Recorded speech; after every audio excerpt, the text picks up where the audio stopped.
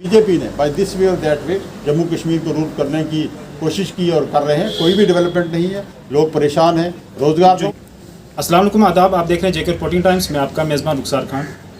जिस तरह से जम्मू कश्मीर की सियासत में कुछ बदलाव हलचल देखने को मिल रहा है, ख़ासकर अगर बात करें नेशनल कॉन्फ्रेंस, जिस तरह दिग्गज नेता बड़ा चेहरा जम्मू कश्मीर का देवेंद्र राणा साहब जो कि एनसी पार्टी छोड़ करके भाजपा में शमूलियत कर ली है, उसी विषय पर चर्चा करने के लिए हमारे साथ मौजूद हैं एक्स MLA मेंढर के जावेद अहमद राणा साहब। सर, सबसे पहले तो स्वागत है आपका। वेलकम। सर, क्या कहना चाहेंगे जिस तरह से एनसी के दिग्गज नेता प्रोविंशियल प्रेसिडेंट देवेंद्र सिंह राणा साहब एनसी छोड़ करके बीजेपी ज्वाइन कर रहे हैं, एनसी को किस तरह से वो झटका और कितनी कमी महसूस हुई? मैं कहूँगा कि रात गई बात गई। अब देवेंद्र सिंह राणा साहब का जो नेशनल कॉन्फ्रेंस का चैप्टर था वो ख़त्म, और नेशनल कॉन्फ्रेंस जो है वो फिर से अपने डगर पे गामजन है। और अभी जम्मू सूबा के प्रोविंशियल प्रेसिडेंट के इलेक्शन जो हैं वो चल रहे हैं। 16 को शायद यहाँ जम्मू के लिए जो हैं प्रेसिडेंट बन जाएंगे, और नेशनल कॉन्फ्रेंस फिर उसी जोश व खरोश के साथ इंशाल्लाह जम्मू सूबे में उभर के आएगी और तंजीम का काम पूरा कैडर करेगी। सर, जम्मू कश्मीर में नेशनल कॉन्फ्रेंस में रह कर के 20-22 साल का कैरियर गुजारने के बाद क्या कमियां पार्टीज़ में रह गई थी जो कि नेशनल कॉन्फ्रेंस छोड़ करके बीजेपी में शमूलियत कर गए? ये क्वेश्चन तो राणा साहब से आप पूछ सकते हैं, लेकिन हमने जम्मू कश्मीर नेशनल कॉन्फ्रेंस ने राणा साहब को जम्मू सूबा की कमान दी थी। वो कहाँ तक डिलीवर कर पाए, वो उनका क्या सिस्टम रहा ये आप सब लोग जानते हैं। लेकिन तंजीम को छोड़ के जाना, और इस ऐसे वक्त में जब पूरी रियासत जो है बड़ी तारीख़ के बड़े नाजुक मरहले से गुजर रही हो, मेरे ख्याल में उन्होंने नेशनल कॉन्फ्रेंस के साथ भी इंसाफ नहीं किया है, खुद अपने साथ भी इंसाफ नहीं किया है, और जम्मू की आवाम के साथ भी इंसाफ नहीं किया। जिस तरह से सर जम्मू कश्मीर की बड़ी आवाज़, जम्मू प्रोविंस की बात करूं अगर, तो बहुत बड़ा चेहरा था। पर्सनली अगर आपके साथ बात करूं तो आपको किस तरह से वो कमी महसूस हुई है नेशनल कॉन्फ्रेंस में छोड़ने के बाद? देखिए, बात ये है कि नेशनल कॉन्फ्रेंस की बात करूं या पॉलिटिकल हिस्ट्री की बात करूं, मैं कोई भी पॉलिटिकल पार्टी की हिस्ट्री की बात करूं, लोग जो हैं तंजीम में आते हैं जाते हैं। तंजीमें जो हैं वो मरती नहीं हैं किसी के आने जाने से। एक आदमी जाएगा, 10 आदमी उसमें आ जाएंगे। लेकिन पर्सन टू पर्सन अगर मैं बात करूँगा तो हम देवेंद्र सिंह राणा साहब का ये जो उन्होंने जो ये एक्शन ले लिया, इससे हम लोग जो हैं काफ़ी दुखी हुए। हम सब लोग दुखी हुए, लीडरशिप दुखी हुई, और हम ये कहेंगे कि एक ज़ाती तौर पे हमारा नुकसान है कि देवेंद्र सिंह राणा साहब जो एक सेकुलर कदरों को जानने वाले, एक सेकुलर जिनका एक सेकुलर उनका वो बना था, एक माहौल में जो काम किया पार्टी के प्लेटफार्म से भी, और उनका अपना जो बॉडी लैंग्वेज से लग रहा था, और जो उनको कोलो फेल से लग रहा था। मैं कहूँगी देवेंद्र सिंह राणा साहब जैसे आदमी को उस तंजीम में, उस पार्टी में नहीं जाना चाहिए था जिसने इस मुल्क को तकसीम किया, इस मुल्क के रहने वाले लोगों को तकसीम करने की कोशिश कर रहे हैं। और आज जो है ये पूरा मुल्क जो है वो परेशानी के आलम में है। मेरे ख्याल में इस माहौल में जो है उस तंजीम। लेकिन सर, उनके जाने के बाद क्या पार्टी उस कमी को पूरा कर पाएगी?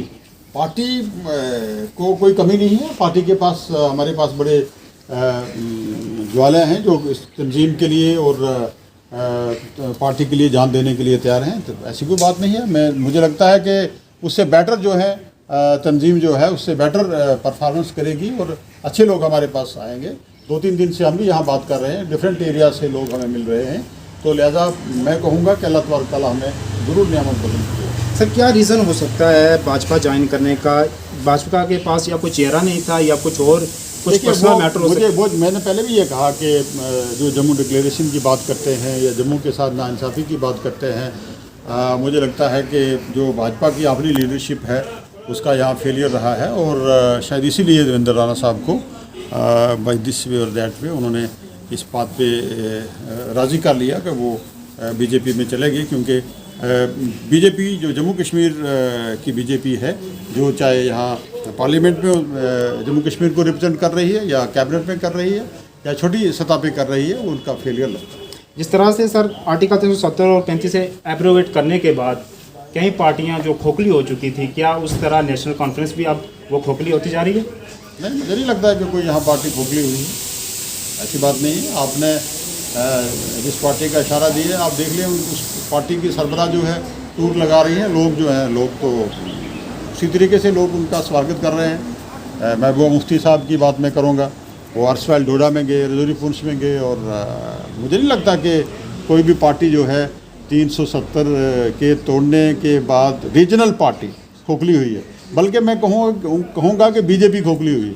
नेशनल पार्टी खोखली यहाँ हुई है इसलिए कि उसने जम्मू कश्मीर के लोगों के साथ इंसाफ नहीं किया और अपनी करनी और कथनी में वो तो सर और ज़्यादा मजबूत हो रही है, मजबूत हो रही है जिस तरह से कई पार्टियां छोड़ करके बीजेपी ज्वाइन कर रहे हैं। करनी और कथनी में उनका तजाद रहा है, जिससे उनका प्रोग्राम पॉलिसी जो है जो उनकी है वो लोगों के ताईं ठीक नहीं है, लोगों के हक में नहीं है, जिससे बीजेपी जो है घबराहट में है, इस वक्त फ्रस्ट्रेशन में है, इसलिए हाथ पांव मार रही है ताकि इधर से लोग आ जाएं, उधर से लोग आ जाएं। और मैं ये वसूख से कहूँगा, इंशाअल्लाह ताला रिकॉर्ड में लाना चाहूँगा कि इस तरीके से कोई भी बीजेपी को फ़ायदा नहीं पहुँचेगा, बल्कि आज जो पूरा देश परेशान है, किसान परेशान है, नौजवान परेशान है, आज छोटा बिजनेसमैन परेशान है। आप देख लीजिए पिछले दिनों जम्मू में हड़ताल हुई है, ट्रेड यूनियन ने और दूसरे लोगों ने, वकला ने यहाँ हड़तालें की, कितनी हड़ताल कामयाब रही है। आज जम्मू का हर आदमी परेशान है और आम शहरी परेशान है, मजदूर पेशा परेशान है,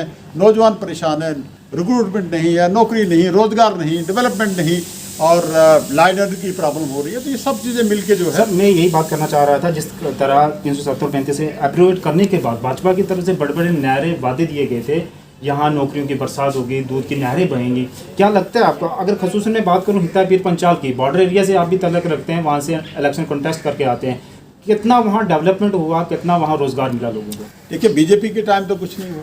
यहाँ पॉलिटिकल पार्टी रही हमारी, महबूबा जी रहे चीफ मिनिस्टर रही, अमरुद्दुल्ला साहब चीफ मिनिस्टर रहे, शेर कश्मीर चीफ मिनिस्टर रहे यहाँ के, और जितना भी पॉलिटिकल पार्टी जम्मू कश्मीर में जब बरसर इक़्तिदार आई, जो भी डेवलपमेंट हुई, चाहे आप जम्मू की बात लीजिए, जम्मू में मेडिकल कॉलेज की बात लीजिए, इंजीनियरिंग कॉलेज की बात लीजिए, यहाँ शेर Kashmir institute of agriculture science की बात लीजिए, सेंट्रल यूनिवर्सिटी की बात लीजिए, और आपके जितने भी ब्रिजेस हैं, ये तवी के ऊपर 6-7 ब्रिजेस हैं, ये सब डेवलपमेंट जो हुई है वो नेशनल कॉन्फ्रेंस के टाइम हुई है। 2014 के बाद जब से आपने ये बीजेपी ने बाय दिस वे और दैट वे जम्मू कश्मीर को रूट करने की कोशिश की और कर रहे हैं, कोई भी डेवलपमेंट नहीं है, लोग परेशान हैं, रोजगार जो नारे थे वादे ही रहे क्या? टोटली वो उनके जो हैं वो एक नेहरू पे जो है वो उन्होंने निर्भर किया है। उनका टोटली प्रोग्राम जो है, उनका प्रोग्राम और पॉलिसी जो है उनका फेलियर है। सर अफवाहों के बाजार में ये भी चर्चा हो रही है कि जावेद अहमद राना साहब जो एनसी को भी रिज़ाइन करने जा रहे हैं। अब अफवाहों पे कौन यकीन करेगा? तो जावेद राना साहब आपके सामने खड़े हैं, नेशनल कॉन्फ्रेंस की बात कर रहे हैं, और ऐसी तो बात नहीं है। ये उन लोगों से ही पूछ सकते हैं आप जो ये बात कर रहे हैं। सर आने वाले दिन में क्या हाई कमांड को, एनसी की हाई कमांड को जम्मू में देखेंगे? इंशाल्लाह डॉक्टर साहब आ रहे हैं, ये 16 को हमारा इलेक्शन है। तब्दीलियाँ क्या होंगी सर? 16 के फ़ौरन बाद डॉक्टर साहब इसमें तशरीफ लाएंगे।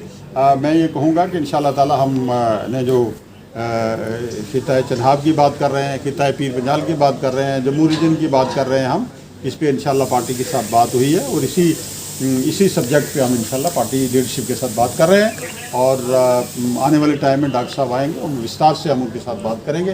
तंजीमी उमूर पे भी बात की जाएगी, लोगों की प्रॉब्लम पीर पंचाल की बात करें, अगर रजौरी पुंछ की बात करें तो एनसी की तरफ से क्या वहाँ बदलाव देखने को मिलेगा? देखिए हम ये चाहते हैं कि खिताए पीर पंजाल की प्रॉब्लम्स को एड्रेस किया जाए, बेटर तरीके से एड्रेस किया जाए, और नेशनल कॉन्फ्रेंस का जो अटानमी जो एजेंडा मंशूर था उसमें बाकायदा तौर पे खिताए पीर पंजाल को एक रीजन डिक्लेयर किया है, और अमरुद्दुल्ला साहब की और फारूक साहब की सरकार ने उसको बाकायदा एक रजिस्टर्ड एक एडमिनिस्ट्रेटिव यूनिट बनाने के लिए भी जो है अमर साहब ने ऐलान किया था।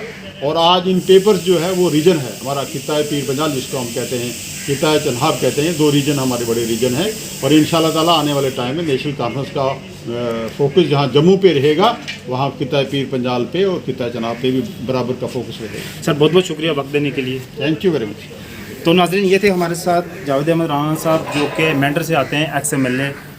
बहुत सारे विषयों पे बात हुई, बहुत सारे चर्चाओं पे बात हुई। ऐसी मज़ीद अपडेट के लिए जुड़े हैं जेके रिपोर्टिंग टाइम के साथ। मुझे दीजिए इजाज़त। अल्लाह हाफिज़।